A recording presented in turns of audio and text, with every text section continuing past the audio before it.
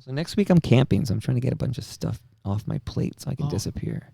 I was also a little scared to do this rant because I think, yelling right off the bat is going to push a lot of people away. What do I care? That's their loss. Rant away, man. If you can make it through the rant, I had some good content there. No, I'm pro rant. Okay. I'm pro rant. Okay. Recording in 5, 4, 3. Hello, Toronto Mike listeners. This is Jeremy Hopkin. Let's talk about AI slop. I don't have to tell you things are bad. Everybody knows things are bad because of AI. It's a human depression. Everybody's out of work or scared of losing their job to AI. The dollar buys a nickel's worth. Brick and mortar stores are going bust. We no longer can own the media we purchase. Tech bros are running wild in the markets, and there's no politician anywhere who seems to care, and there's no end to it. We know our digital life is unfit to live, and our fake media is unfit to consume. And like zombies, we watch our cell phones while some influencer tells us that today we had thousands of humans laid off because of AI and how it helped companies be more efficient, as if that's the way it's supposed to be. We all know things are bad, worse than bad. They're crazy. It's like everything everywhere is going crazy, and we don't use our own skills to create anything anymore. Most of us sit in tiny apartments that we can't afford and rob us blind of our hard-earned wages. And slowly the world we're living in is getting smaller, and all we say is, please, at least let me alone while I escape life's drudgery of the world by listening to my podcasts. Let me watch my Toronto Mike and eat my Palma pasta and drink my Great Lakes beer, and I won't say anything. Just leave me alone. Well, I'm not going to leave you alone. I want you to get mad. I don't want you to protest. I don't want you to riot. I don't want you to write your member of parliament because I wouldn't know what to tell you what to write. I don't know what to do about AI and the waste it creates and the millionaires and the billionaires who now own us. All I know is you've got to get mad. You've got to say, I'm a human being, goddammit. My life has value. I hate this AI slop. So I want you to get up now. I want all of you to get up off your cell phones. I want you to get up right now. Go to the window, open it, and stick your head out and yell, I'm as mad as hell, and I'm not going to take this anymore. What up, Mike? Toronto. Like a cannon. Holy smokes, my heart rate. My heart rate is soaring. Wow, that was fun. Welcome to episode 1933, 1933 of Toronto Mic'd, an award-winning podcast, proudly brought to you by Great Lakes Brewery. Order online at greatlakesbeer.com for free local home delivery in the GTA. Palma Pasta. Enjoy the taste of fresh, homemade Italian pasta and entrees from Palma Pasta in Mississauga and Oakville. Visit palmapasta.com for more. Toronto Maple Leafs baseball. Catch a game at Christie Pitts this summer. No ticket required. Fusion Corp's own Nick Iones. He's the host of Building Toronto Skyline and Mike and Nick, two podcasts that you ought to listen to. RecycleMyElectronics.ca. Committing to our planet's future means properly recycling our electronics of the past. And Ridley Funeral Home, pillars of the community since 1921. Joining me today, making his quarterly appearance, although he's a little later than usual, it's the official Toronto historian of the Toronto Mike podcast. It's Jeremy Hopkin. Hey, Mike.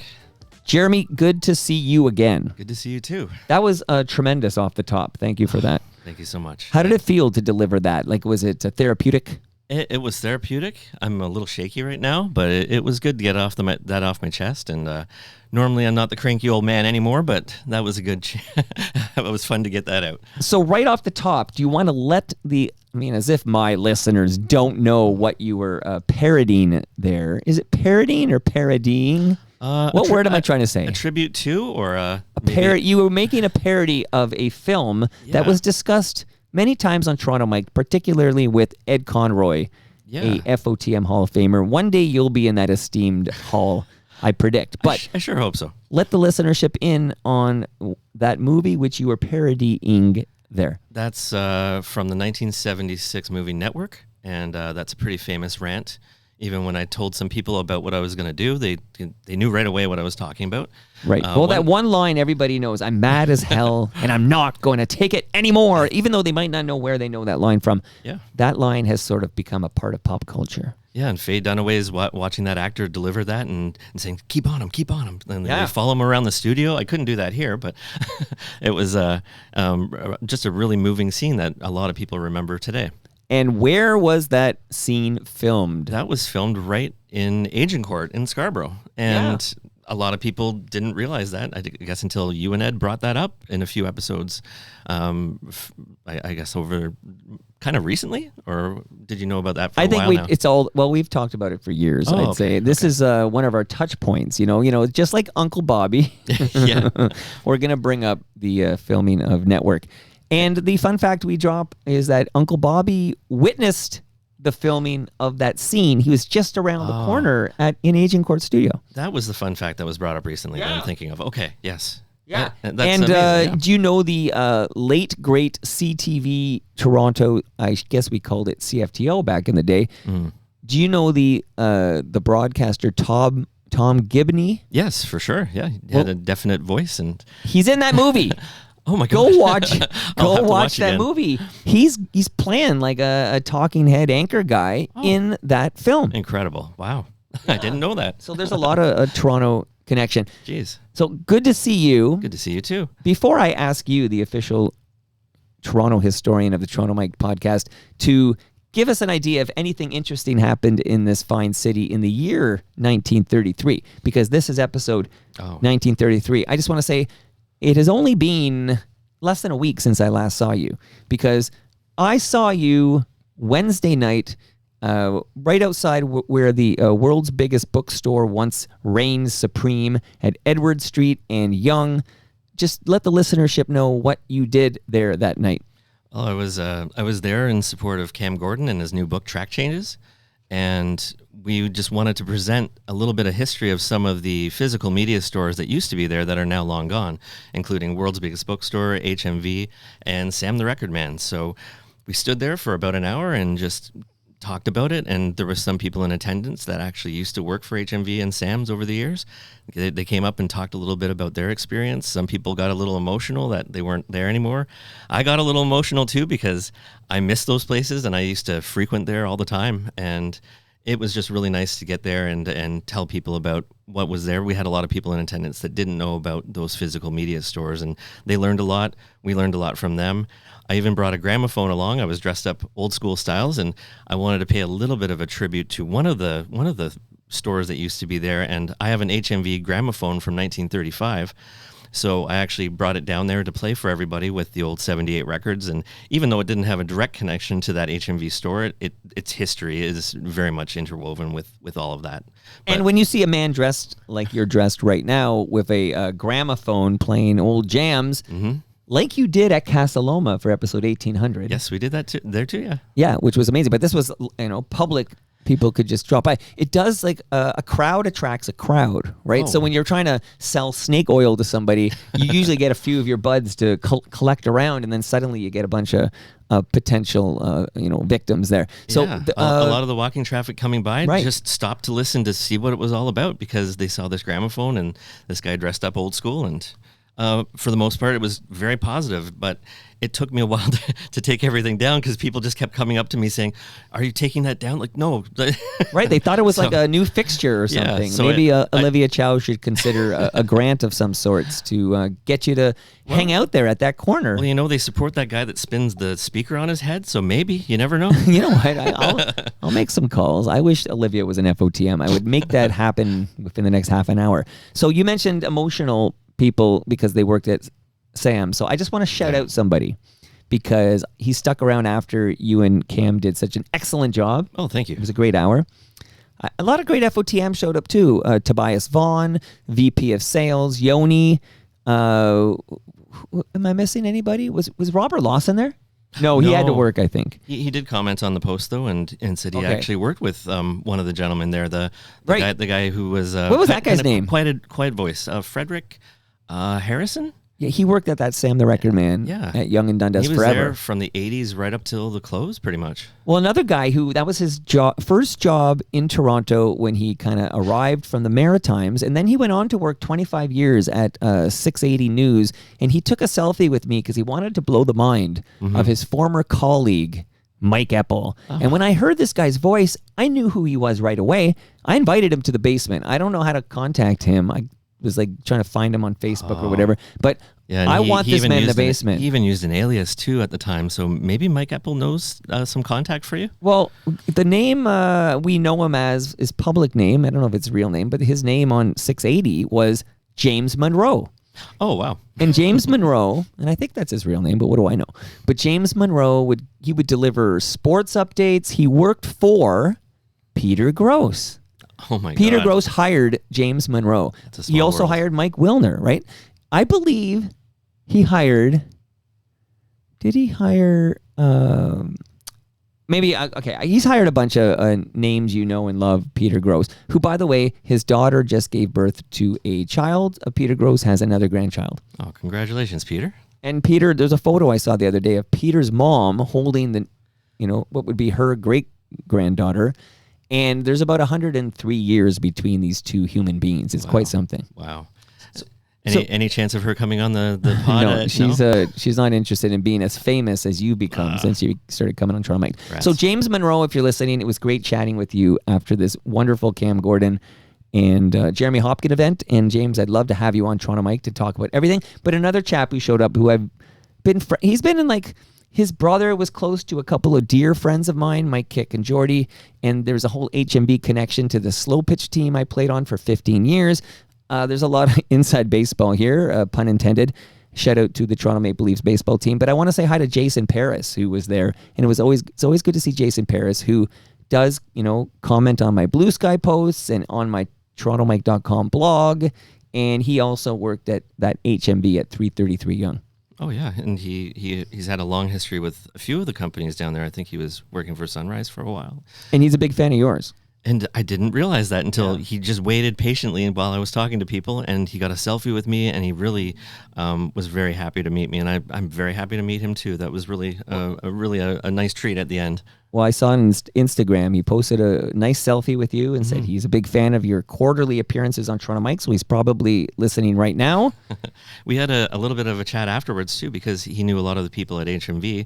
And my wife was an assistant manager at HMV for a number of years in Scarborough. So he kind of wanted to figure out if he knew her, but he didn't really know her. But that family kind of knows each other from a lot of the stores.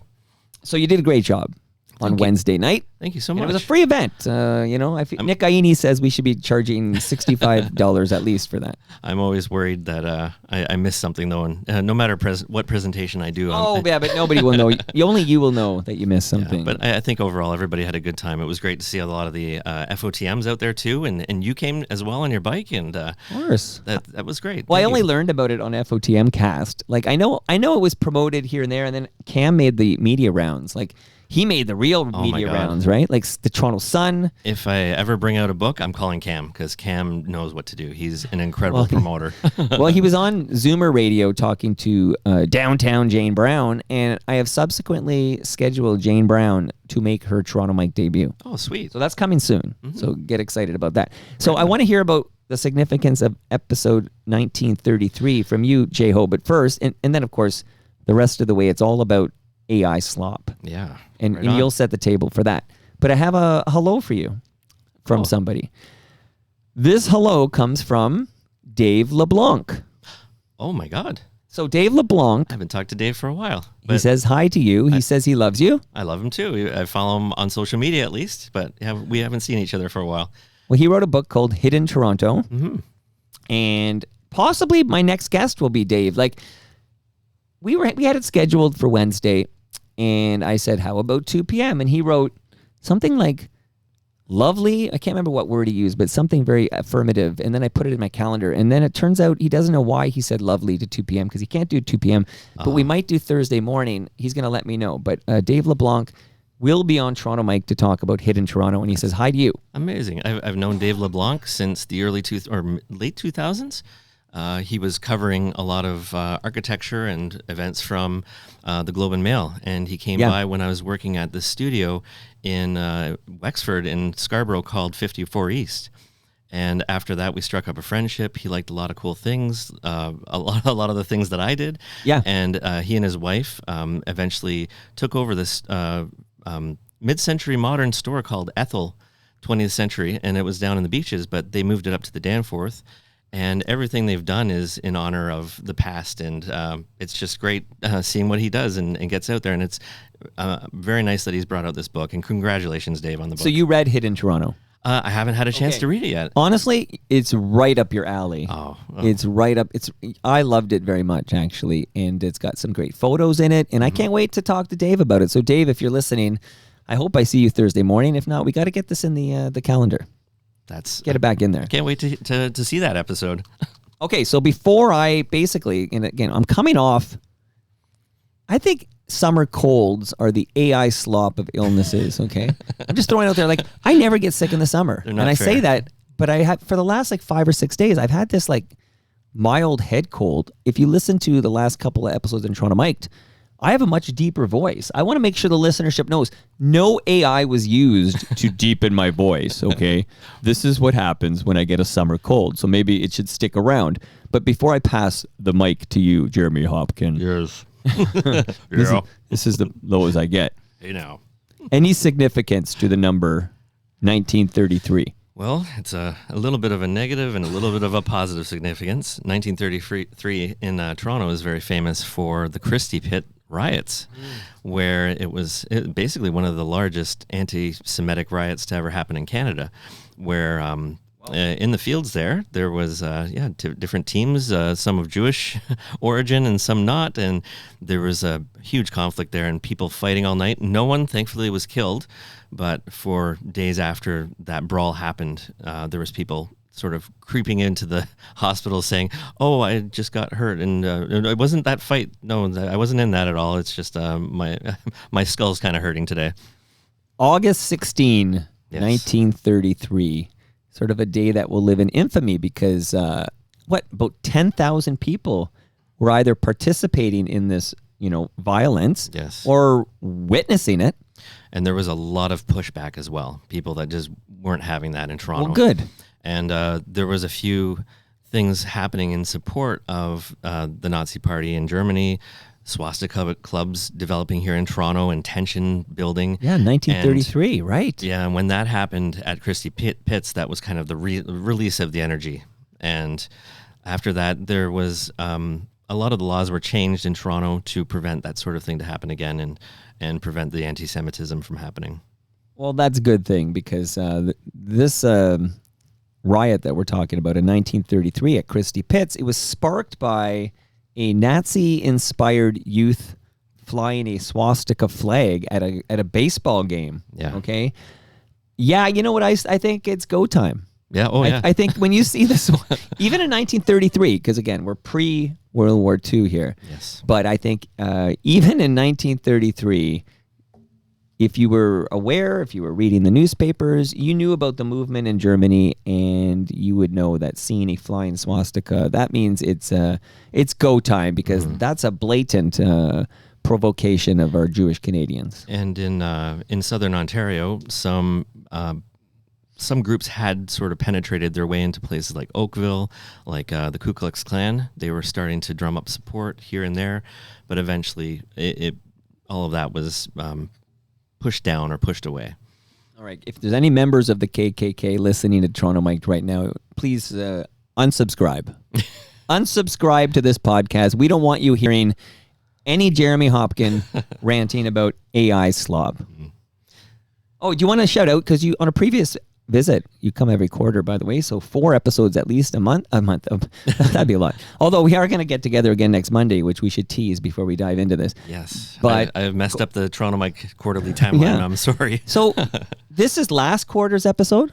It is. We're catching up. Okay, this is how late you are. Okay, even Blair Packham was late for Rewinders, so I forgive you. But this episode is actually last quarter's episode, and then next Monday will be this quarter's episode of Jeremy Hopkin. Do you want to just shout out what we're going to do? It's kind of exciting. What we're doing next Monday? Yeah, we're doing another remote recording. Hopefully we can do it live, but it might not be possible there. There's no Wi-Fi really in this building, Podcast shouldn't be live, okay? which is the oldest building in Toronto that still stands. It's the Scatting Cabin at CNE ground, or on the CNE grounds, very close to the band shell. Right. It was basically the first building that was moved to the CNE from Queen Street near the Don River.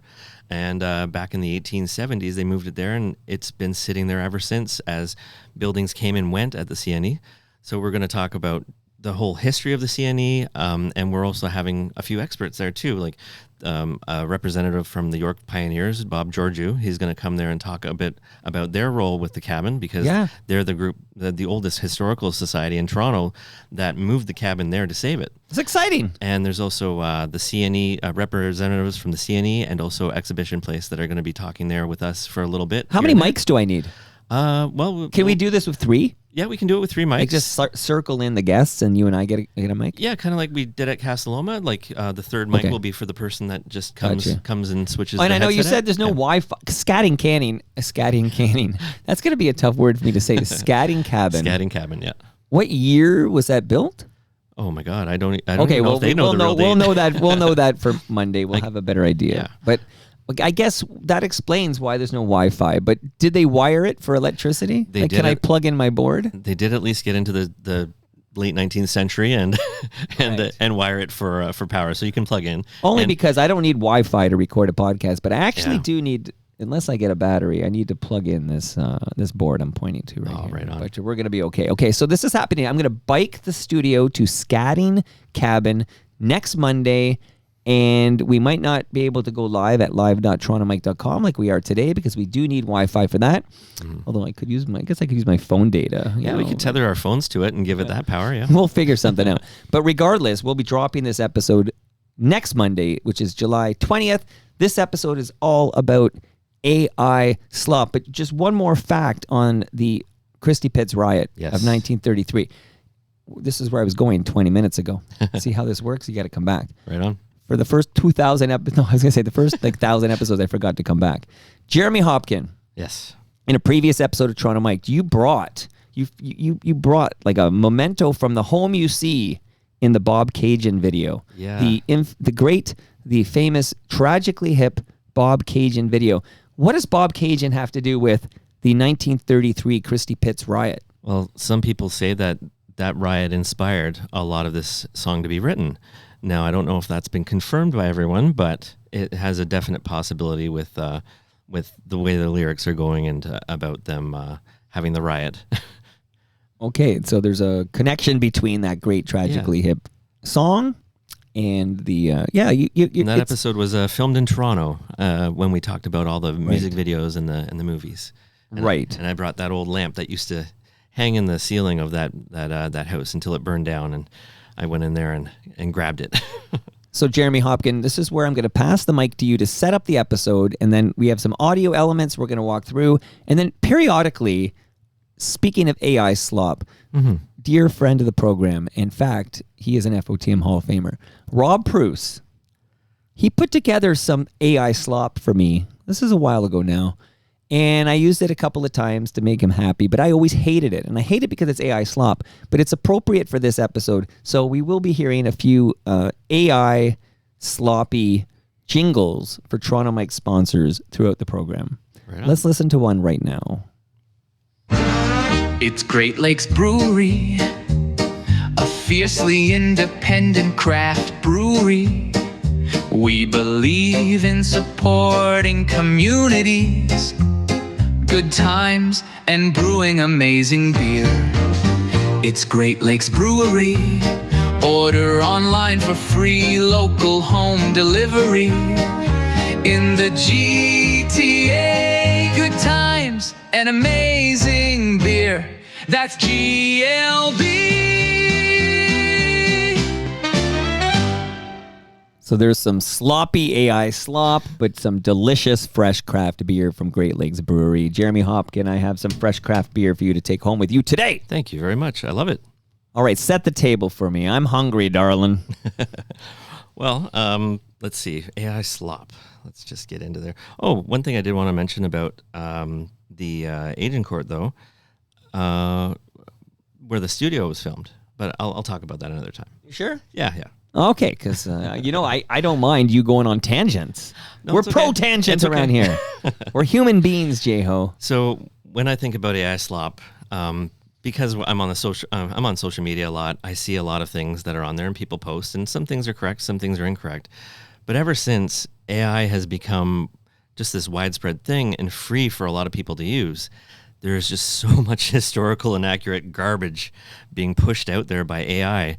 And it's infuriating historians and people that were actually there in the history. And Right. it's just driving people nuts. And I know you too are frustrated. Well, it's a short sometimes drive, Jeremy. by what you see on these social media platforms. And it's gotten to the point where, it's out of control and nobody really is even trying to control it. And it seems like people just love it because it's something that can crank out the content and get it out there fast, and they don't care if it's accurate. They're just like, well, I'm making money off it. I don't care. No, they don't care, Yeah. which is what makes it so sloppy. They do not care if it is accurate, and it is presented as fact, which I know you're going to get into this, and I've ranted on this in the past, but an example might be you'll be on Facebook, and you'll see a photo, and it'll say it's Yorkville in the early 60s, okay?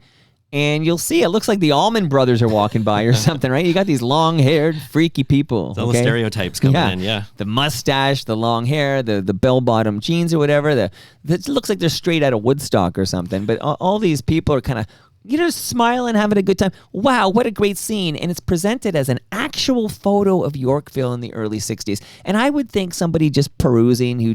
I actually wasn't in, this is going to shock you, J-Ho, because I look really old compared to you, but I was not in Yorkville in the early 60s. Did you know that? I didn't. No, I pretty much put it together, yeah. Okay.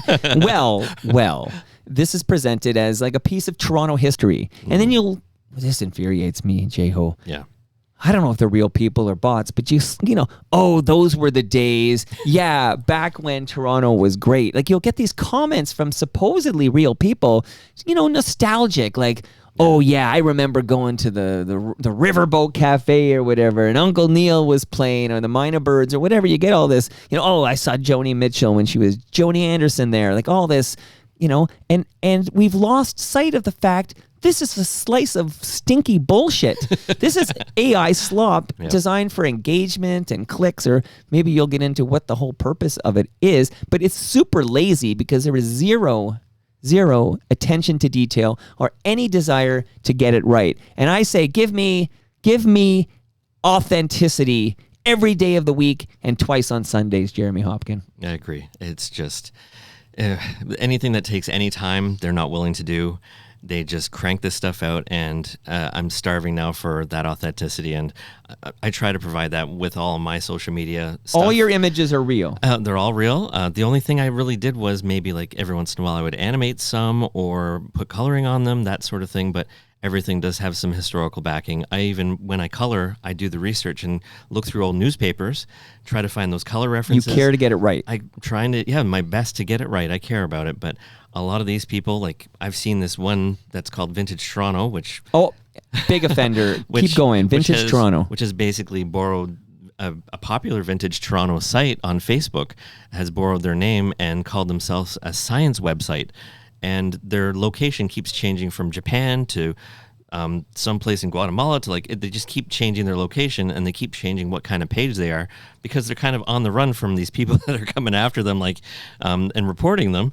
And but Meta doesn't care. Meta really doesn't care? Seemingly, Meta does not care. One thing I've seen recently, though, they've been forced now to use that they're using AI information. So Meta will... So small font on the bottom or something, it says uses AI. But that's a more recent development. If it was up to these guys posting this stuff, they really do not care. And they just want to make that revenue. And they're cranking out tons of different sites, probably all from the same source. they'll do like a vintage New York, a vintage Chicago, and when you look at those sites too, their artwork looks all the same. It's just they've changed the names on all the billboards and all the signs in the street, but Like- it's the same stuff. Right. Looks like they put in no effort. Yeah. And it looks like it's just designed to exploit online algorithms. Yes. Like it's clickbait. Oh yeah, completely clickbait. Also rage bait. A lot of the people that have actually subscribed to these sites are people that are angry with it and just go there to yell at them. I'm guilty of this, right? When I see the fake image, I click in to see the comments, to see how many people believe it's real, and does anybody call it out for the fact that it's AI slop. Yeah. And so I'm as guilty. You're right. I should just block and ignore, but I feel some sense of responsibility as Toronto Mike, who gets the great Toronto historian Jeremy Hopkin in his basement or some cabin Yeah. from, way back when. We but, try to keep it real. We get together at least once a quarter. Mm-hmm. And I feel some sense of like, I need to monitor this for the people. Same. Like Same. a with me. journalistic, like for some journalistic part of my brain feels I need to know what's going on because my mom is going to log into Facebook and she's going to tell me about Yorkville in the early 60s and she's going to talk about this image and I'm going to have to tell her that's AI slop. Yeah. Like there's that Vintage Toronto site, and I'm sure by the time I get back from this, they'll have blocked me because they won't want me to You wish. to spread about them. But there is a good Vintage Toronto site as well, which has been around since 2012. And if you look, their icon is the two brothers that blow each other up on SCTV. You mean Hans and Franz? What? No, there's these may the good Lord take a liking to you and blow you all up real soon. Right. Those two guys are on the front, but the other one is just a generic AI slop picture that keeps changing every once in a while. So those guys, they were into it for, very many years and just finding anything about Toronto and posting it there. And a lot of people sent in their own personal photos to Vintage Toronto and they shared. And now a lot of those people feel betrayed because they think that this new AI slop one is the same place. Right. And so now they're getting very fed up. Why does Meta, which owns Facebook, why does it keep... Because I don't subscribe to the fake Vintage Toronto. So why is it because I clicked and now the algorithm thinks I want to see more Vintage Toronto? That's my guess. Yes. So once I engaged, the algorithm, the Meta Facebook algorithm says, oh, this Toronto Mike user seems to enjoy the content from Vintage Toronto. Let's hit him with it every day. Yes, and they'll say rage bait. Rage bait, or if you like history in general, they'll send you history from all over the world. Some of it you don't want to see, and then a lot of it is the AI companies that are just trying to say, oh, here's something that works, and maybe we can make some money off of this, and they just keep it going as long as there's clicks and as long as they're making some cash. They're depicting pictures of a Toronto past that never existed. Definitely. Okay, is there any, besides this fake Vintage Toronto, which you called the science website or whatever, is there any other repeat offenders on Facebook you want to, I would say shout out, but I think that's a positive connotation. But well, I know they say any publicity is good publicity, so maybe I don't want to shout them all out. But there's one called Beauty of Toronto. Yeah, even Beauty of Toronto. It's owned by the same company that's doing that, and then every once in a while, when that if that one gets shut down, they'll open up another one. So it just keeps going. I think possibly they even have bots running this stuff now. They don't even really attend it very much. All automated and all automated. They're not really setting up very much. They're not doing any research. There used to be a problem with a lot of these sites where someone would be really interested in the stuff and just copy your stuff and paste it to another site. Oh, sure. Like there was this one site called Friends of Vintage Toronto that we always would be like, why are you guys doing this? Like, but at least it was real photos. They just weren't attributing the source. Yeah, and some people like that a little more because they could actually post their own content, where Vintage Toronto that we had, people couldn't post their own, but they could comment on these things. So that took off because of that. So it's that I'm not even really upset about that anymore. It's nice to see people so interested in Toronto history and wanting to have tribute sites and also wanting to do sites of their own. But what's come about with AI and with automation and a lot of these things and people just not caring, it's just to make a buck. It really sours the whole thing. Do you want to speak to the ethics of AI creation and how artists need to self-govern when they use AI to create their art?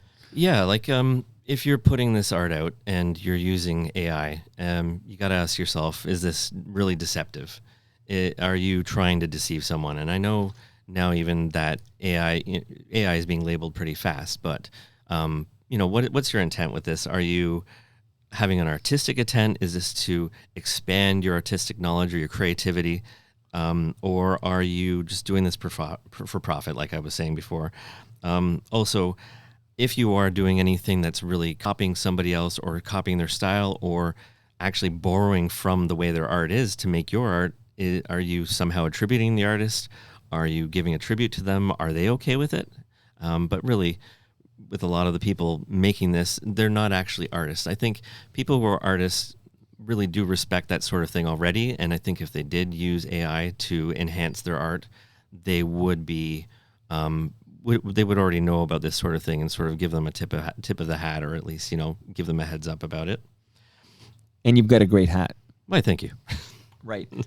Right. Anything more on the, because I feel like I need to slide in there. Maybe it's because I'm fresh off the Cadence Weapon episode of Toronto Mike. We should have a conversation. I'm not just going to rant all the time. I know. I want to make sure you got your, get enough air time. Right but like, if you're using AI to create, we'll put quotes around art, right? To create your art, you need to ask yourself, I think, as the artist, like, beyond is it being built on like a stolen artwork, like you mentioned? But also, I feel like we absolutely need to ask ourselves, is it worth the environmental impact? Because every time you use AI, especially, I'm firmly in the anti-Gen AI camp. I don't see an ethical use for it because of this environmental impact. I agree, because they're building these data centers all over the place that are just a detriment to the environment. And as far as to cool these centers, I know that's increasing everything from our energy use to the planet's temperature going up to you name it. There's the water usage you mentioned to cool. These are not because we're used to data centers, right? But even that's had another effect too on just even people wanting to create with computers, because of these centers, those centers have actually bought up all of the storage devices. Even when you go to like Best Buy or whatever, all those prices have doubled or tripled now, right? Because of these data centers. So there's so many effects that it's having on so many people that it's just it's like, overall so to review, negative. Right? This AI slop that you were gonna dive into here, right? It's deceptive, right? It's you're mass producing crap for profit, right? The intent is not good, right?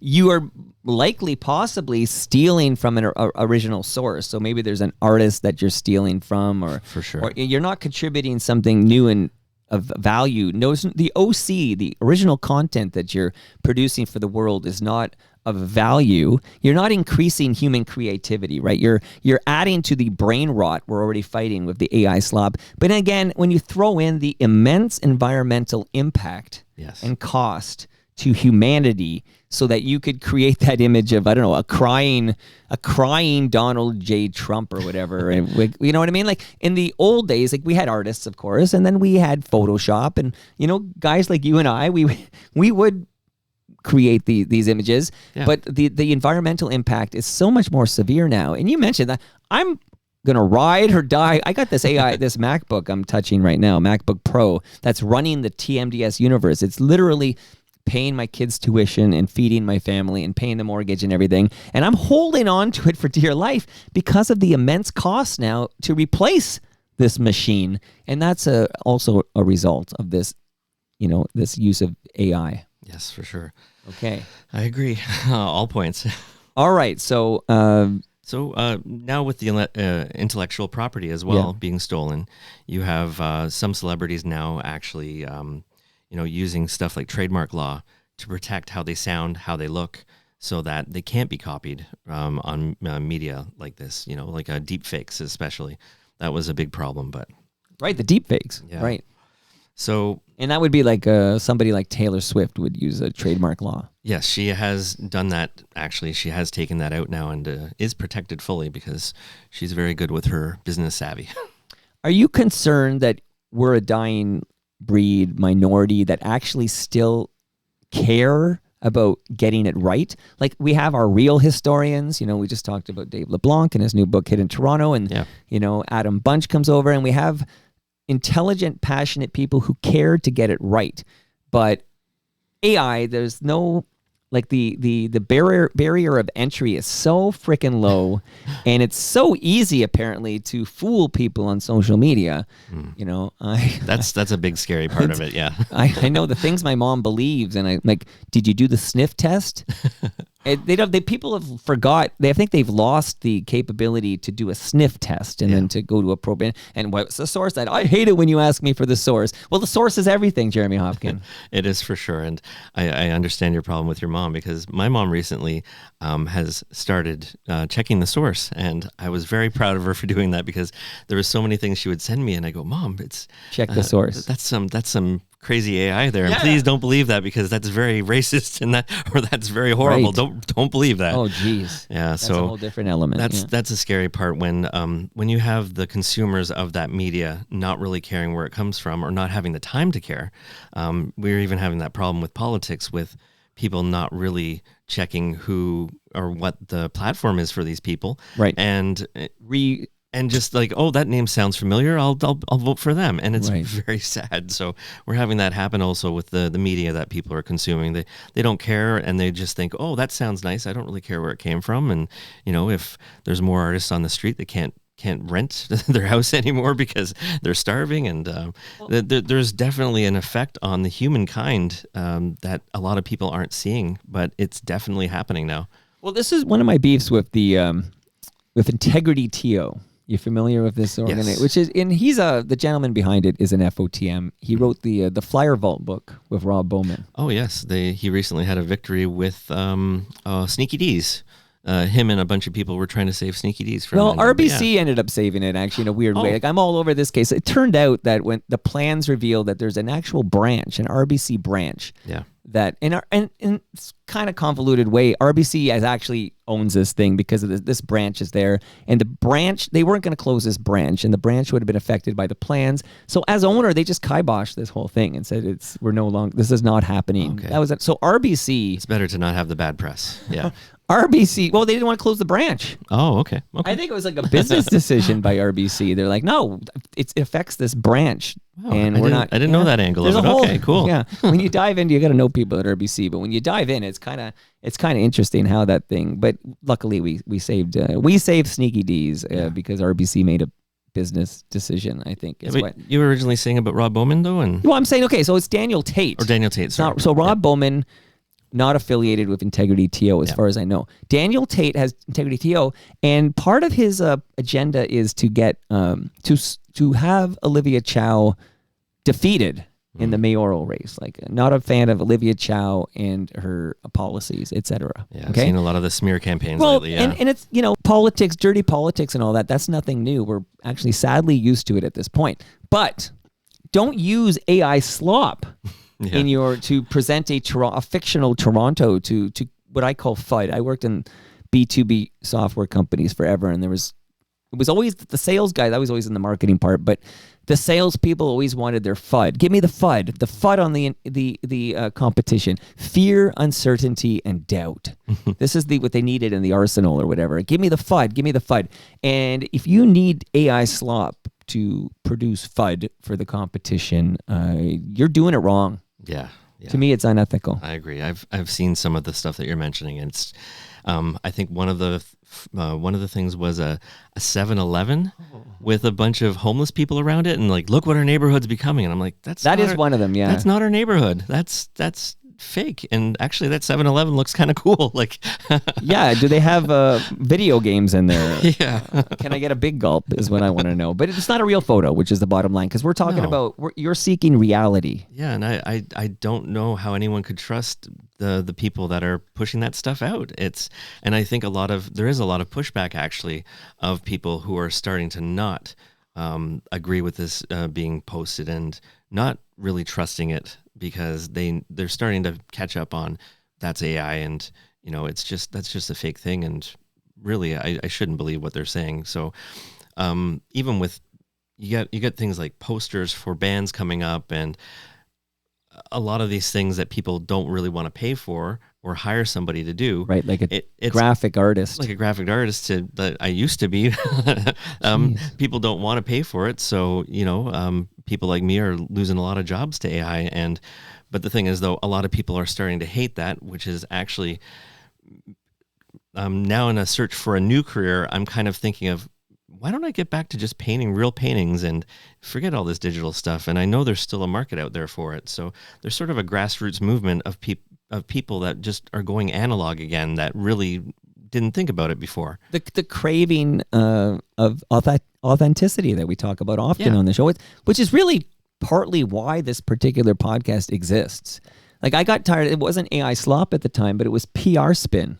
This was just a reaction to PR spin, because I got tired of being fed like bullshit talking points in these 3 to 5 minute segments or whatever. And I felt like, hey, let's have at least we can try to extract authenticity from somebody if you have a 60 to 90 minute conversation. Oh yeah, there's even on interviews that you see for people on movies, the junkets, the stars are so sick of the same questions, because every single media company has the same. And they got to say the same thing. So a lot of the people that would cut through, like you, are the ones that ask off-the-wall questions, or something that's just a little different, or which something is tough to do, though. Something that involves them, When you're let's say Rob Salem is representing the Toronto Star. I'm going back on this one, but I'm picking on an FOTM here. But if Rob Salem is working for the Star and he's going to get his 3 to 5 minutes on one of these junkets or whatever, it could be dangerous for him to go off the beaten path. He's only got the 3 to 5 minutes. So you can see why they play it safe, because he's not independent, Rob. I suppose if you're an independent, you could do the left field things, but I don't know how you do it in 3 to 5 minutes without being uninvited to these junkets. Like, I think you have to play it safe. Oh, okay. Whereas if you can get them out of that guarded PR environment, this is difficult because most big stars won't. There's a reason why Taylor Swift doesn't visit the basement, right? Like there's a tier of star that simply won't take the risk and play that game. Yeah. So that's why they're so guarded in the PR, and you get the look from the PR, and we're going to scratch that. It's off the record, whatever. But if you can get them in an environment where they can, even an hour to build a rapport, have a conversation, some stars probably would love it, but it would absolutely better serve the listenership. I agree. Because it would be the closest thing to authenticity. You can't get it in these junkets. Yeah, in that kind of interview, you would just feel like you're hanging out with that person. You wouldn't necessarily ideally feel like you're just watching some little snippet. So, and I'm sorry to hear that you're one of the creatives. I think about the creatives that are losing work and jobs to AI, because we used to employ humans to make that poster for the rock festival. Oh, for sure. And I mean, I'm gonna call out in this episode, because I follow a lot of FOTMs on Facebook, and people that should do better. The amount of AI slop I see on Bill King's Facebook page, and he's got apparently a very successful Substack. He came to Canada to, I don't know what the term is, morally avoid the Vietnam War. I don't think they like the term draft dodger. I think there's another term like war evader or whatever. But so he didn't want to go to war in Vietnam. He didn't believe it was a righteous war.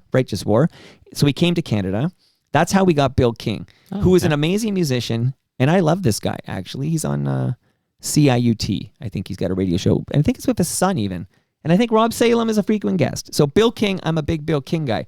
And he's got a very successful Substack because he goes off on Donald J. Trump. Yeah. As one does, okay? But the amount of, and maybe it's getting better, but when this new toy appeared, AI, I think a lot of people said, oh, there's a shiny new thing.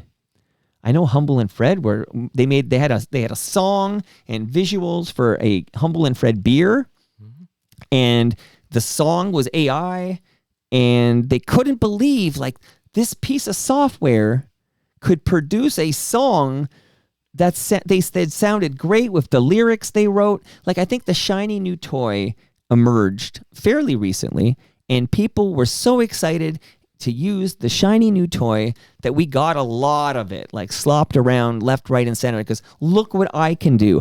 I'm no coder, I'm no graphic artist, but I did this by getting the prompts right. Yeah. Anyone could do it. There's no barrier of entry. But Bill King would go nuts. I don't know. There would be Donald J. Trump in a diaper. It was just the sloppiest slop. Yeah. And I mean, he's a great writer. You don't need the AI slop, but obviously it worked for him. He sold a lot of Substack subscriptions. Well, that's one thing with this new tool. The AI in the hands of the right person. It can make some extraordinary results. But I kind of remember when clip art was a really big thing when it first came out, and everyone's using it. And it's like, oh my god, that looks horrible. Why is everyone using this crap? It's just it was the shiny new thing. Yeah, it was a shiny new thing. So everyone's using it. It's a sign of the times. So it just might be a sign of the times now, because now the AI is getting even better. And the stuff that originally was coming out, you don't have that poor quality anymore. Oh, that sheen. It has that sheen to it. And if you drill in, you'll see they have trouble with faces, I noticed, and signage. Like, oh, this is a Jewish neighborhood in Toronto.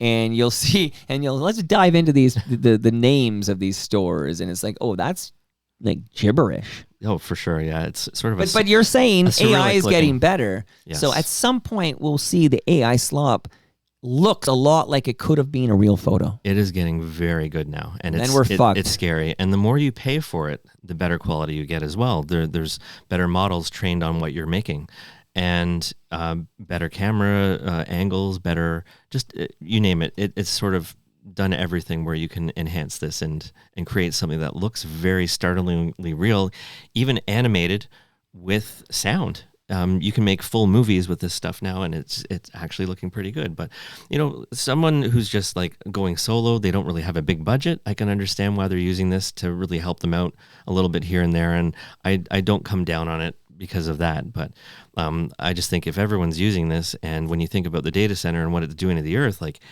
I don't know, there's just so much where there's no foresight into the future. Like, this will have a big effect in the future. It's like everybody using coal back in the day didn't really think about it. And, by the 1970s, everything's dirty and everyone's got health problems, and it's just wrecked the environment. Well, we're talking about creatives losing work and losing their jobs because of companies are investing in AI, and they're using AI instead of employing human beings. Yes. I can tell you that there are large tech companies and financial tech companies and finance companies that are using AI. And one of the things is that, they have a system. They'll have like a token system.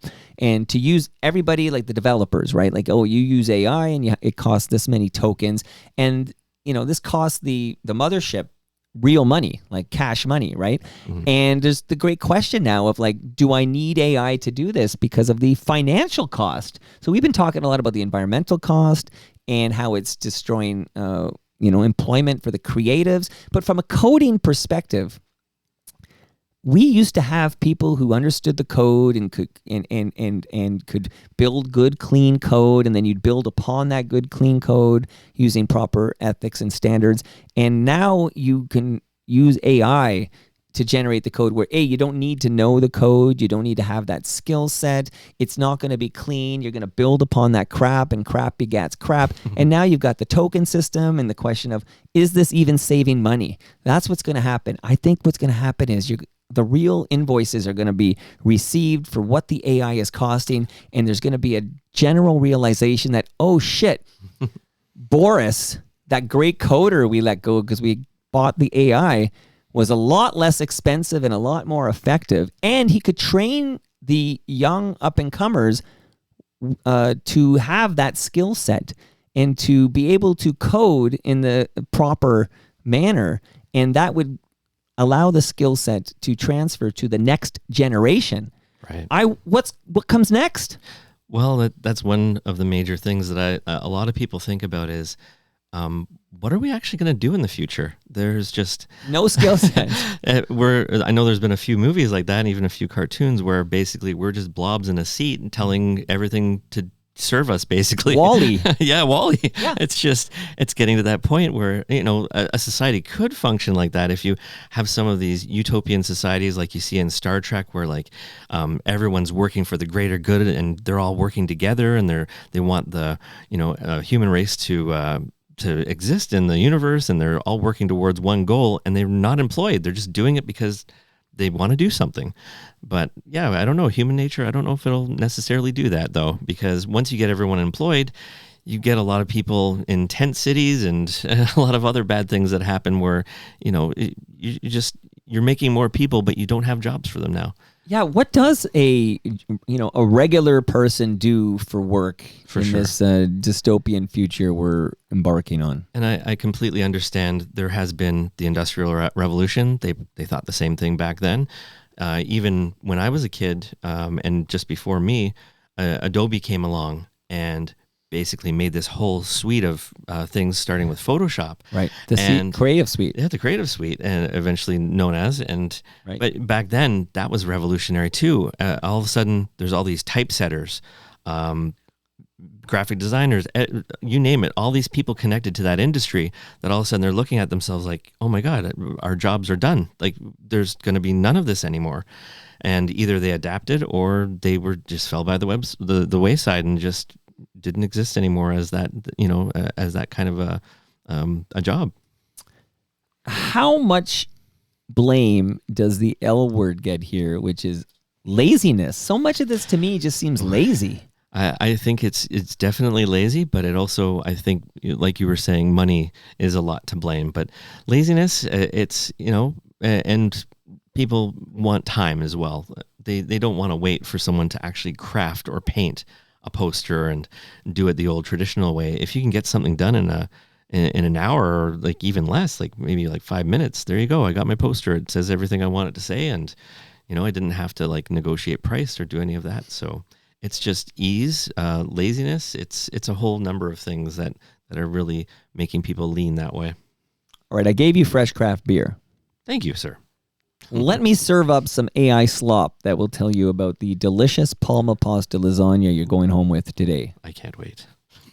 Palma pasta, come and taste our authentic Italian cuisine. Palma pasta, enjoy the taste of fresh homemade Italian pasta and entrees from Palma pasta. Palma pasta, we're in Mississauga and Oakville. Palma pasta, it's the best of Palma pasta. Tonight.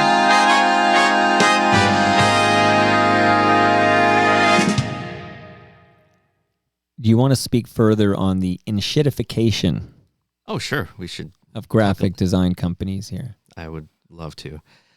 Yeah, the companies, because of this cost and also the time, it's getting much worse. Pushing the humans out that sort of made the art and design in the first place. And now it's just sort of modeling on what they created and churning out all this brand new stuff. So a lot of these companies like Etsy, Canva, Adobe, Shutterstock, they're all running a version of that whole the way that goes now, and it's just getting worse. And we're seeing a lot of layoffs. We're seeing even in the movie industry a lot of layoffs due to AI, where it's doing all of these great special effects works that really nobody has to set up manually anymore. Yeah, I guess that's pretty much it for I that. just read this morning the sad news that Sam Neill has passed away. Yeah, that hit me this morning too. I just I was actually very surprised because I didn't see that one coming. No. And he was so good in Jurassic Park. Oh yeah, just him collapsing when he sees the dinosaurs and he's so happy. And that film, which was made in the mid-90s, so we're going back here, and Yes. it does have there are early CGI elements, right? Which early CGI elements in that film, and you can kind of see it because it's really early days for that. But so much of what's great about that movie is the practical effects. Yeah, they have a little bit of both. They have the live or the large dinosaur, the Tyrannosaurus Rex, and a lot of the dinosaurs were practical effects, and it was getting. Well, the Tyrannosaurus, though, it was kind of heavy, so it had some problems at the beginning, but I watched a lot of making of on that film, and it's amazing how seamlessly they brought the two together, but that's because they cared, they had the cash behind it, and they also had the early great design work of, I forget his name now, but he was actually, he went to Sheridan College, Spaz Williams. He did a lot of, all the character animation back then, and it just looks great for its time period. Even now it holds up very well. I got some more insight on what happened with Sneaky D's. Okay, I want to thank Toronto Mike correspondent Chris Ward for this. Okay, he says because I was, clearly I had an idea what was going on with RBC, but I didn't really have the specifics off the top of the lid here. But Chris Ward says pre-COVID, RBC was going to move across the street and sell their property to the developer, and that would have enabled them to proceed. But RBC's relocation opportunity disappeared, and then they had to stay at the location they own. So the fact that they weren't going to close that branch. So I was right, but that gives you some more insight into what changed. Oh, okay. Thanks, Chris. So Ward. RBC said basically this development plan, we're kiboshing it because it would involve closing this branch, and we want to keep this branch open. I've seen a lot of the development plants that were around get canceled recently too. I'm sure you've talked about that quite a bit with Nick Ioannis as well. Well, did you say Nick Ioannis, who was I on the did. program last week? Okay, on that note here. Building Toronto's skyline. It's a podcast and book from Nick Ioannis, sponsored by Fusion Corp Construction Management. Oh, short but sweet. Shout out to Nick Ioannis, who was on the program last week. So Nick is a proud sponsor of this program, and it's funny because, of course, I want him to not get himself in serious trouble. So I asked him some questions to see what he would say about that live event with Brad Bradford, because that's, sure, a lot of journalists tuned in to hear what he would say, and I'm sure the people at Progress Toronto were tuning in, and I bet you the Integrity Commissioner was tuning in. But Nick was clearly not going to speak in any detail about what went down there because it would not be wise to do so, and he had the wisdom not to. But I still had to kind of go there, and as I was in the moment, like he's like, I don't want to go there, and I would kind of I'll go at it this route, and I tried like 3 or 4 different routes, and then I got the hint. Mm-hmm. Sometimes you gotta be smart about these Sometimes things. you got to plead the fifth. Sometimes you got to, yeah, pretty much. We don't, it's Canada, but pretty much here. Now, so many places we could go with this, but I feel like we need to talk, because now you've talked about, all the graphic design companies and the enshittification, but do you want to, and you did allude to the movies, which I'll ask you a pointed question about shortly, but Okay. do you want to talk about AI music? AI music. A lot of people aren't realizing right now, but there's Spotify playlists that come up every week are coming up with AI artists. And last year was a huge year for a lot of them, with a lot of these AI artists charting. And a lot of people, including my parents and a lot of people's parents, didn't really question who these people were and just loved their music, which it sounds great. But yeah, there's no humans behind it. Some of them had humans, but a lot of it was just complete fabrication from AI trained on models of popular singers. Okay, because what I noticed being pushed to me, and I don't have a Spotify account, and I don't use Okay. Spotify. Okay, It's but all over YouTube too, though. Yeah, It's everywhere. Yeah. I think somebody sent me like, oh, this is what, I don't know, Pearl Jam's Even Flow would sound like if it were like a gospel tune or something like that. Yeah. And I clicked the link to listen, and I was like, oh, that's interesting. Never thought of it again. Okay, but then the YouTube was pushing me a lot of like in the like songs I would love from real bands who created this art I enjoy, but in the guise of a different style or whatever. But it was AI generated. It was being pushed to me quite a bit. It no longer is. So maybe I stopped clicking and the algorithm changed course or something like that. So I do know what you mean by that. Is like, oh, this is like a soul version of like that 90s Euro dance song that you know. Well, even before AI started to take over, there was bands like Scott Bradley's Postmodern Jukebox, who were a big band, and they would take regular tunes and turn them into sort of an old school sounding thing. And then AI came along and probably trained their models on Scott Bradley's band and started cranking out a lot of that stuff, like let's make Nirvana sound like it's big band. And there you go, you're nailing it. So I just had Susie McNeil in the basement, and Susie McNeil's latest album is basically great CanCon jams in a bluesy style that she does, like that she loves to do. But it's like rearranged and recorded by human beings, like, so we're not going off on that. Like, like they're putting a lot of thought into it to make these arrangements and make it work, because a lot of times that song wouldn't work as that kind of song. Yeah. But I'm shocked. I am pleading a little ignorance here. Like, some of these AI musical artists are charting.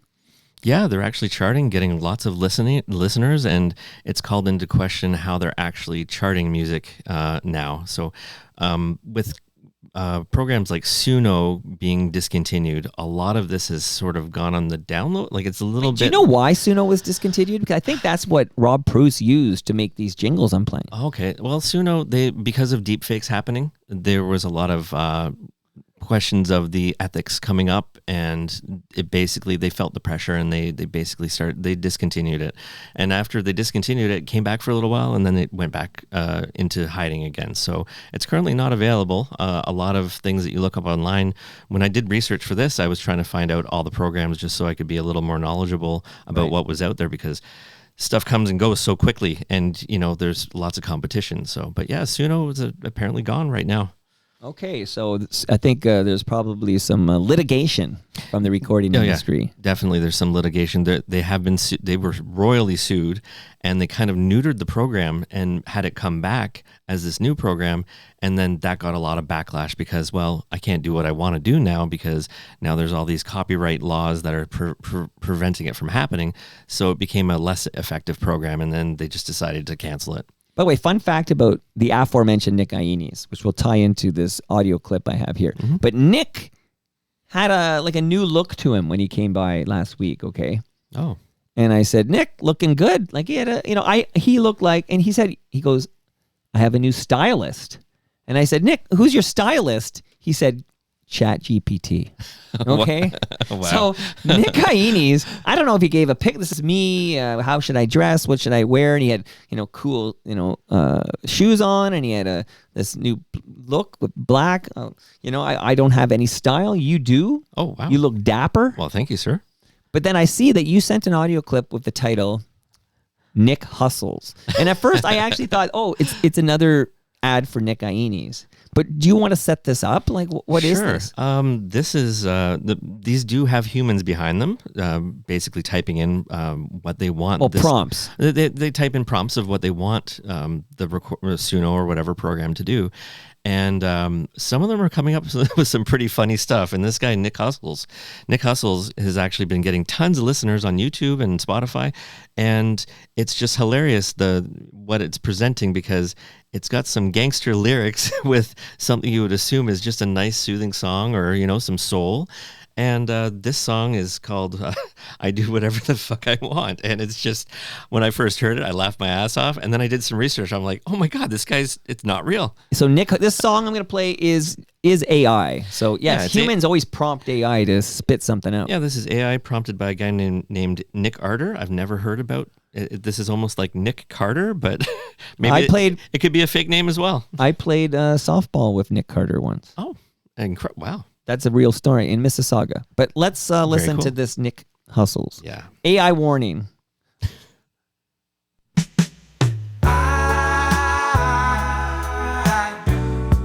Whatever the fuck I want. Whatever the fuck I want. Whatever the fuck. Whatever the fuck. Whatever the fuck I want.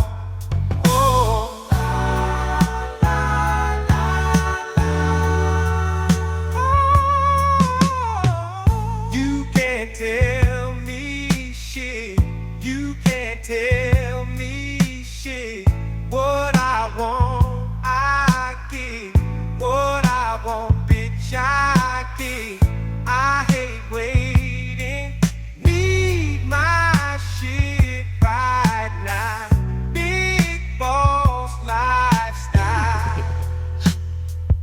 Oh, don't tell me no. I do what the fuck I want. You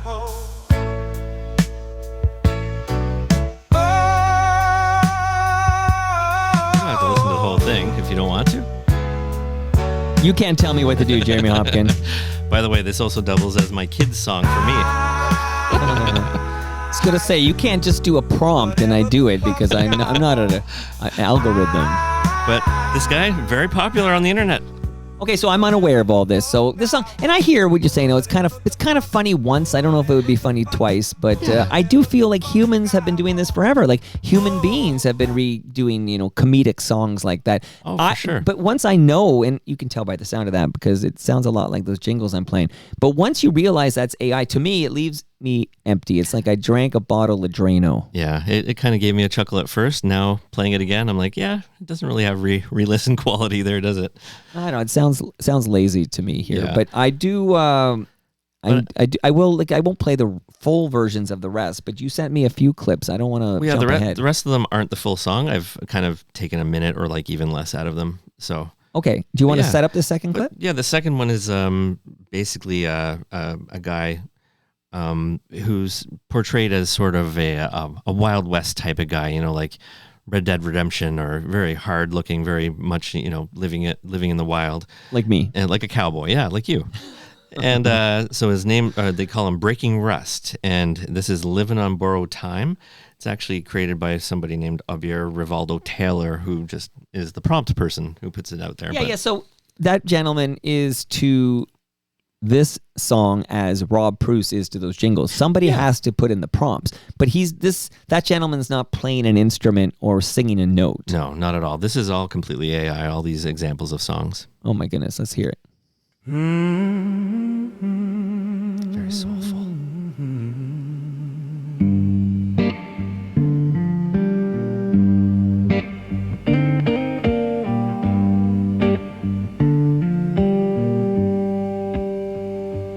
I've been broke, been bruised, been used. Had folks talking like they know my shoes. Ain't no saint, I've raised some hell, but I learned my peace where my demons dwell. I quit chasing ghosts that don't pay rent. Quit worrying about the ones who went. Now I walk my road, dust on my boots, singing my truth, whatever it roots. Cause I don't give a damn who don't like me. This world spins fast and time ain't free. We're all just sparks in the midnight sky, fading out slow, saying goodbye. So pour that whiskey, let it burn fine. Laugh at the scars that prove I'm alive. We're all just living on borrowed time. 100%, I can see the appeal of that song because it's not a bad song. And But so much of music to me is who's singing it, what's their story. And the lyrics that are in there, they're not the most crafty lyrics in the world. And you think, yeah, any AI could have cranked that out. And you kind of wonder sometimes now when you hear a lot of the big artists, like, is this just them singing an AI song that somebody prompted? Like, you're sort of like an avatar for this fake. It's I almost see. Like AI working the other way. You get that song and you go, okay, now I'm going to record that with my actual voice and an actual band. So it's not going to be AI, but it was an AI song. So it can be a crafty tool that way if you're stuck, you got writer's block, you need to come up with ideas, you shoot it off ChatGPT and it spits you something back and you're like, oh, I'll modify that a bit and there's my new song. Can I ask you a question? Do you have AI generating emails you send to people?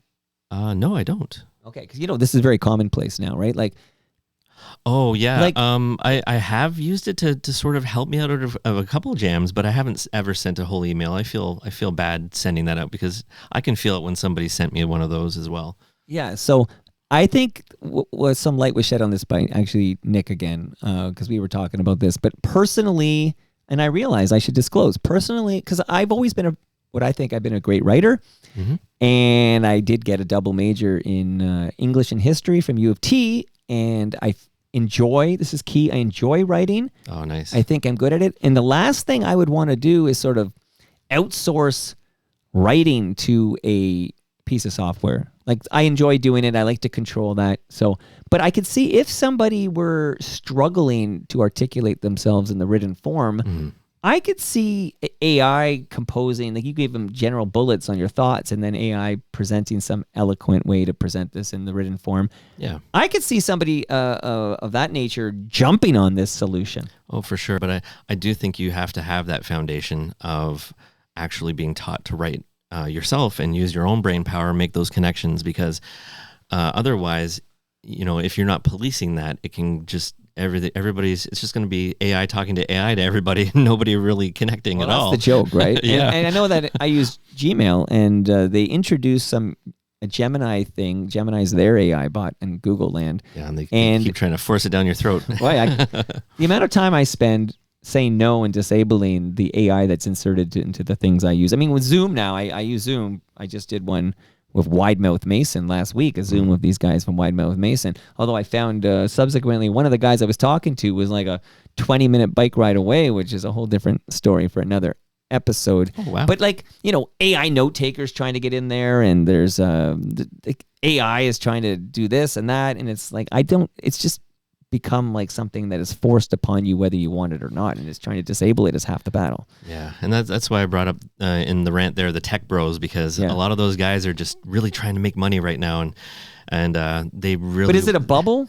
Are we here in the bubble going off on it, and then in 5 years we'll listen back and say, "Phew," or is this one of those Pandora's boxes which will never close? Like, this is it. This is the way of the world now. It could go either way, but it's going to be interesting to see which way it goes, because I never thought people would still be listening to vinyl records now, but a lot of people pushed back and wanted something physical, so that came back. So, but I always think that's a small percentage of the enthusiasts that are really buying the vinyl. Do you think there's not widespread vinyl usage? There is. I think it's become a trend thing, and a lot of people want to have that thing that they can show people. And you do see a lot of the people that are very diehard Taylor Swift fans going out there to Costco and buying her last album and putting it out there, and trying to get the limited edition stuff that comes out on Record Store Day. Well, you just reminded me. Where's my rusty Fluke vinyl? This is I would say this message is for Scott McCullough, except I'm not certain he's listening right now, but I know Jim Moore is listening right now. So Jimmy, can you send a note to Scotty Mac from Rusty and tell him I want to talk to him, set the record straight on some things, and I want my vinyl copy of Fluke. Sweet. Okay, I just wanted to put that into the universe. only thing is, with people like Taylor Swift sort of crowding the market on vinyls, a lot of just smaller bands are really having a hard time getting their records right, like pressed. Taylor needs more cash from her fan base. My goodness gracious. By the way, the reason I brought up the Gemini and the Google thing was because it started doing this thing where, Google uses threads for the email, and that's the way you get long back and forth, and it's threaded. But at the top, it'll be like a summary, like a bullet.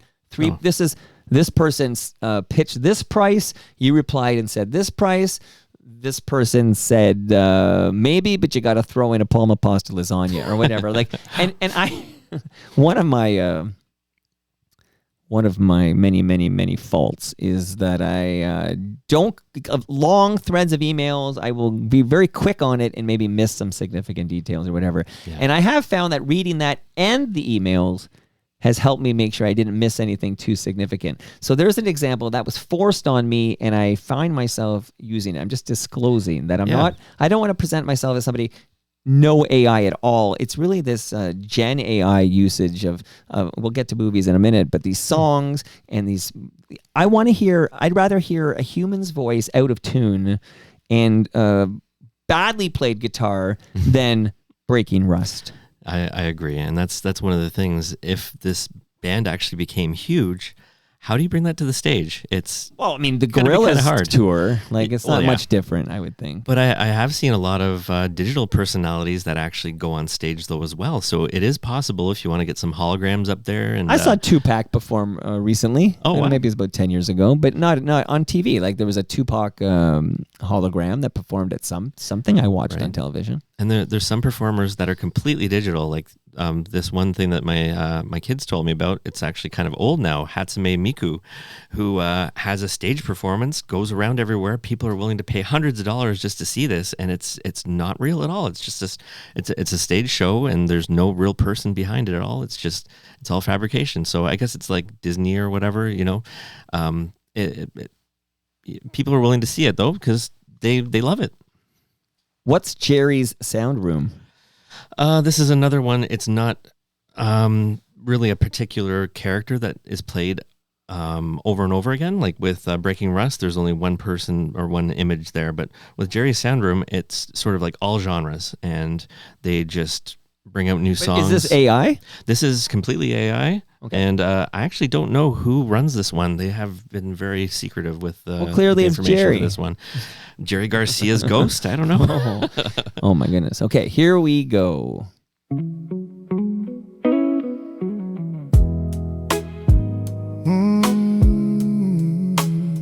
This song's called These Roads Know Me. I wake up a little more slow these days. coffee kicks in about an hour late. My old truck still rattles when it starts, but somehow that sound still warms my heart. I used to think youth was something to hold.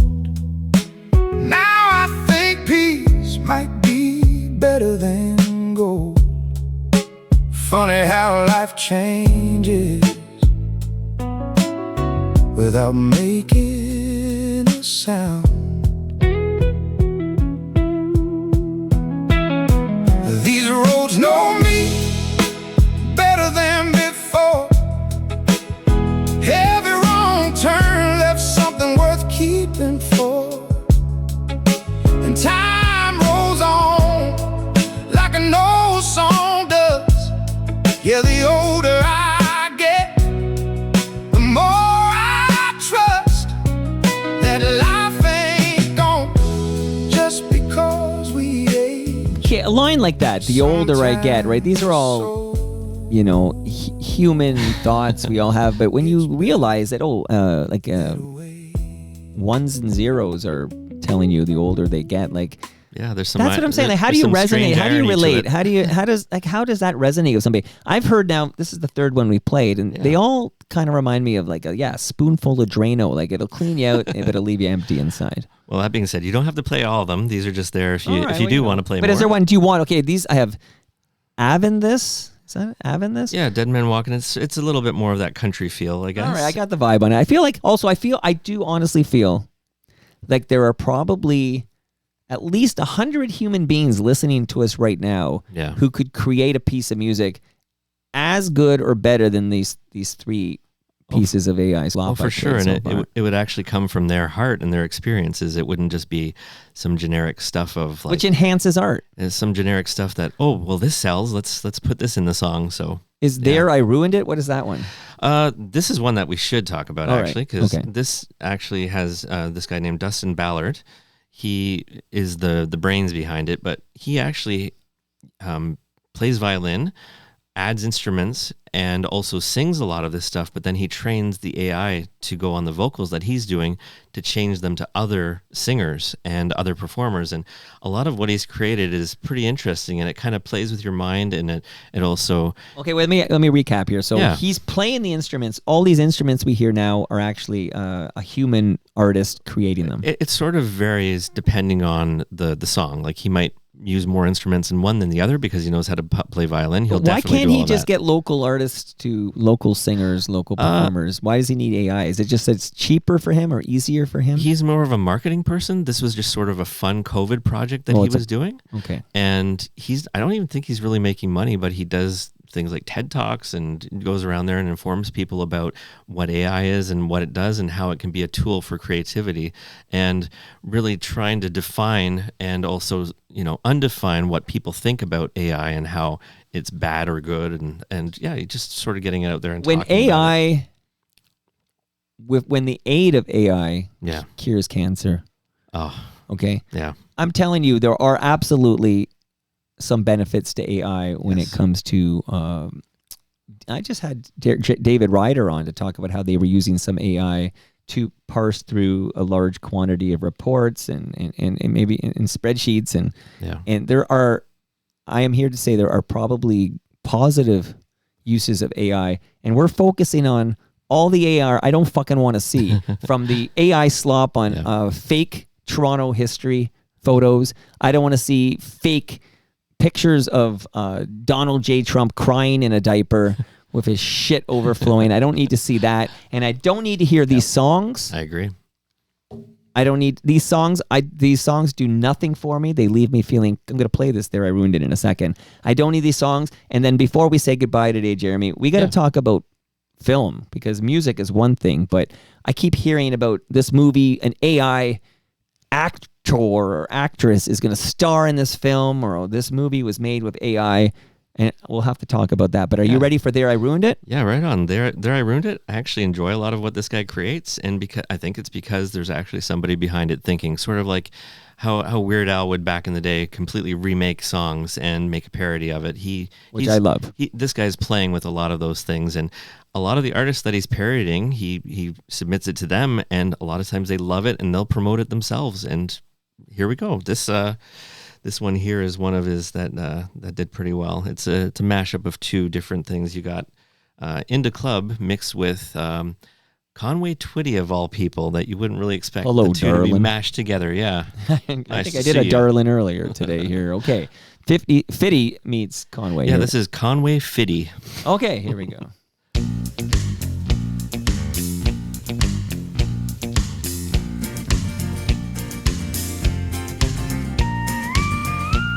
You can find me in the club, a bottle full of bub. I'm into having sex, I ain't into making love. So come give me a hug if you're into getting rough. Go shoddy, it's your birthday, we're gonna party like it's your birthday.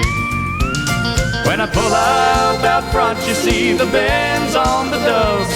When I roll 20 deep, it's 20 nights in the club. My flow, my show brought me the dough that bought all my fancy things. My crib, my cars, my pools, my jewels, and tight-fitting jeans.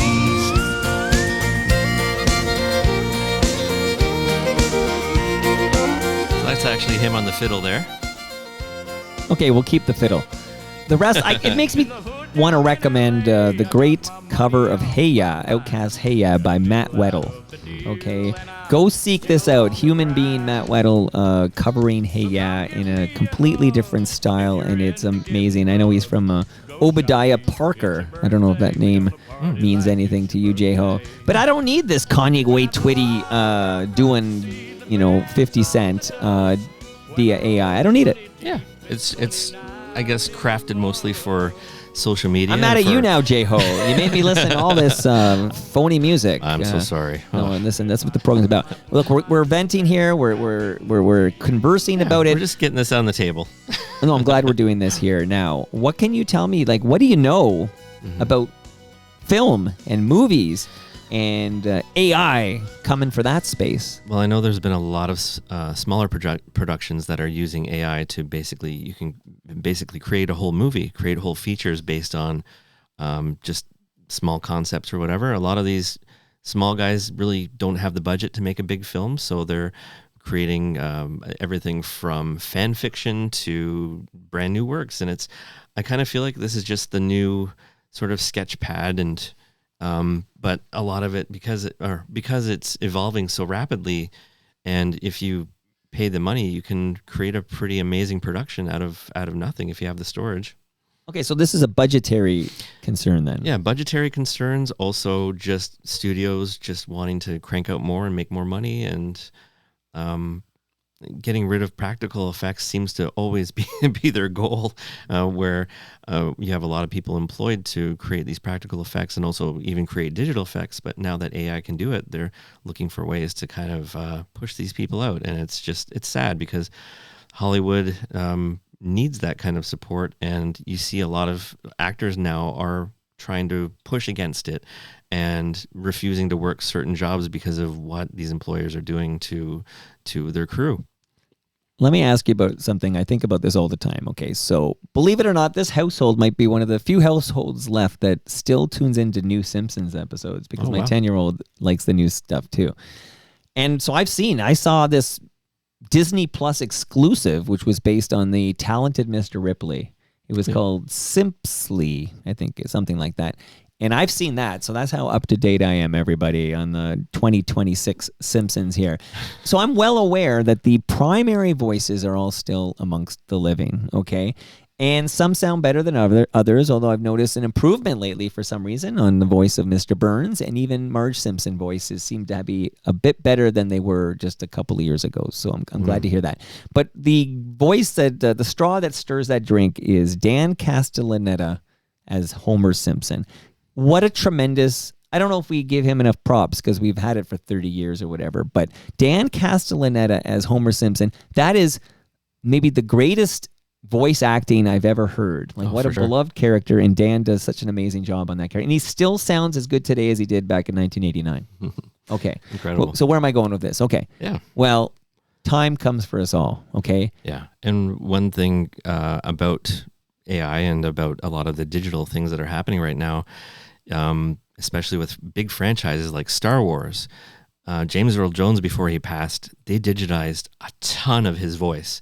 And so now they could basically make a new movie just based on Darth Vader, train AI on it, and there you go. You got all the vocals from James Earl Jones because he submitted it and, made some money off of it before he passed. So that's exactly where I'm going. It's exactly what I'm talking about here. But this is that's I love it when you can see where I'm going here. But that I'm going to take 20 seconds because we're talking about the inevitable, and this happened to James Earl Jones, and it will eventually, hopefully not anytime soon, but it's going to happen to Dan Castellaneta at some point. Shout out to Ridley Funeral Home, pillars of the community since 1921. Let's say he signs a similar agreement with Disney. Okay, Disney owns Star Wars, like you mentioned. They also own The Simpsons. How do you feel about, like, in the future, a Simpsons episode where the voices are all AI generated based on the original actors?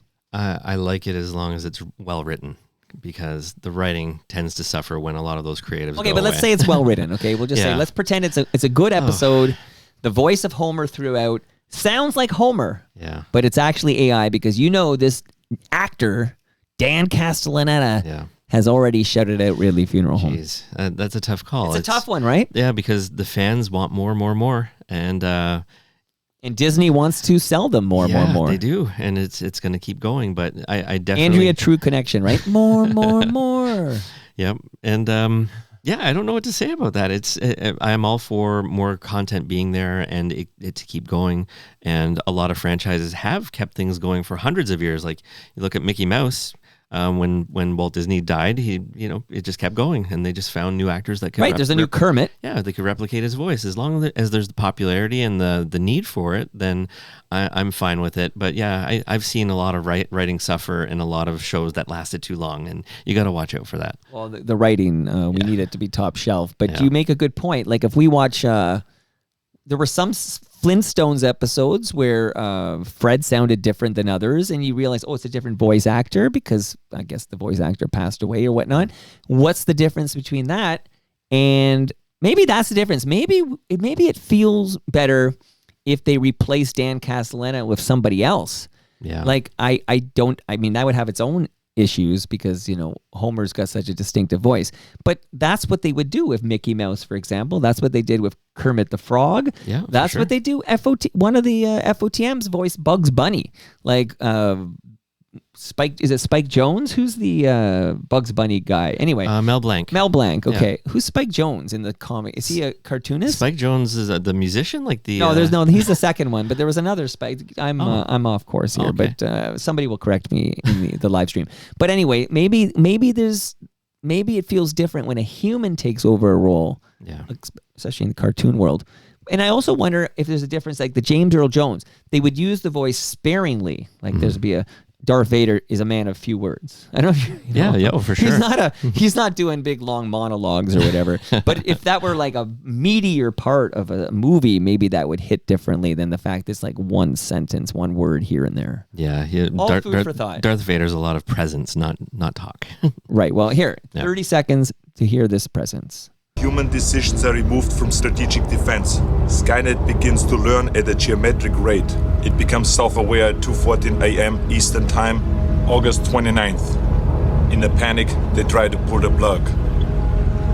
Skynet fights back.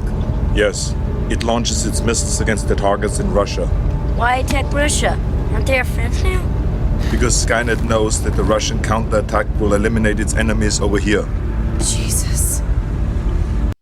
Yeah. All right, what are we listening to there, J-Ho? This is one of the things that people of our age kind of think right away when they think of AI, and things thinking for themselves is that it's going to eventually get into the defense system and start a war that basically tries to wipe out all of humanity. And there's a number of things like this, like you got like HAL 2000 and the Space Odyssey, and where things just kind of go awry. And you got to think, what are you doing, Dave? a lot of this science fiction that happens out there eventually becomes science fact. So people are very cautious. A lot of things are being put in place now to stop AI from doing certain things. And yeah, it's just, but this is the one clip I thought about, Skynet becoming geometrically, which isn't really even a term, but it just taking over and starting wars between us humans to just get rid of us. Yeah, Skynet becomes self-aware. Yeah, but then I also think in science fiction too, though, there's so much about artificial intelligence, like the movie AI with Steven Spielberg, with Star Trek, with Blade Runner, that's dystopian and utopian, and you don't really know where it's going to go. But I find that when there is more humanity programmed into these examples of AI that they talk about, you get characters that are more endearing and people love them like they're people themselves. And then I also think about, just even about the future of humankind. If we do eventually burn all the atmosphere off of this planet, maybe by then we'll have transferred our consciousnesses into these synthetic bodies, and that's the way humankind's going to go. So there's so many science fiction things that I think, oh my God, it could actually go this way now. But there's also people trying to prevent that from happening as well. It's a mad, mad world. Yes. I'd like you to stop this planet because I'd like to get off, J-Ho. And even Mr. Burns had, his head preserved in the robot body running around in a few of those episodes, right? Yeah, he had the teddy bear or whatever, the allusion to Rosebud. Yeah, as I recall. Holy smokes. Andrew Ward nails it on the live stream, live.torontomike.com, and he says, you ready? You ready for a compliment? I'm ready. Says, not only are you dapper, this is after I called you dapper earlier, he says, you're always well-prepared and well-spoken. Andrew Ward, much love, like Jason Paris, who we talked about earlier, loves your episodes of Toronto Mic'd. Thank you so much, Andrew Ward. I love it. And shout out to Canada Kev. And Canada Kev.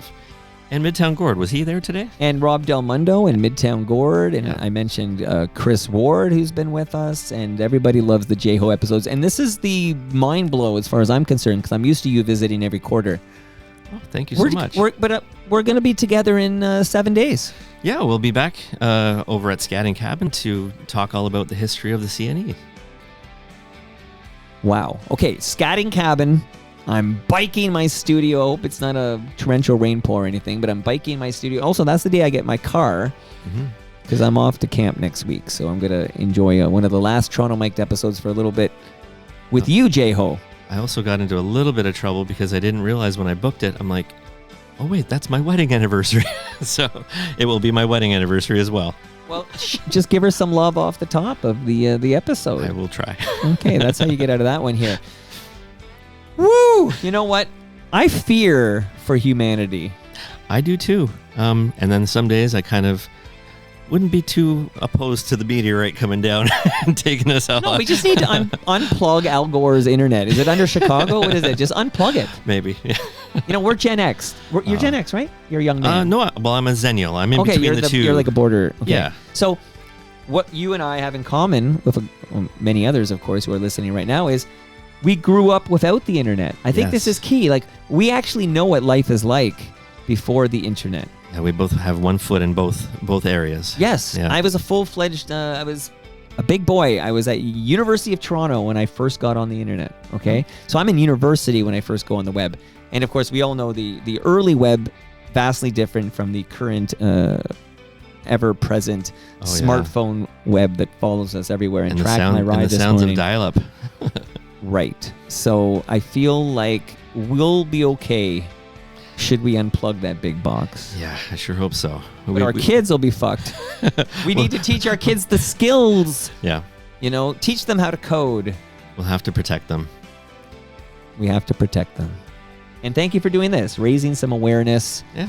And it felt good, right? It felt great. Thank you so much for letting me blow off the top there and blow some steam off and just calm down and talk about everything. And that brings us to the end of our 1,933rd show. Go to TorontoMike.com for all your Toronto Mike needs. And much love to all who made this possible. Again, that's Great Lakes Brewery. J-Ho's got his beer. Palma Pasta. J-Ho's got a lasagna in my freezer upstairs. Toronto Maple Leafs Baseball. You've got the history book. Got the history here? Nick Ieni's. He sent you nothing. RecycleMyElectronics.ca. And Ridley Funeral Home. You got a brand new measuring tape / bottle opener / level / flashlight. A little bit of everything. I hope Dave LeBlanc is my next guest because he wrote a great book on Hidden Toronto, and he's hopefully coming over Thursday morning. See you all then.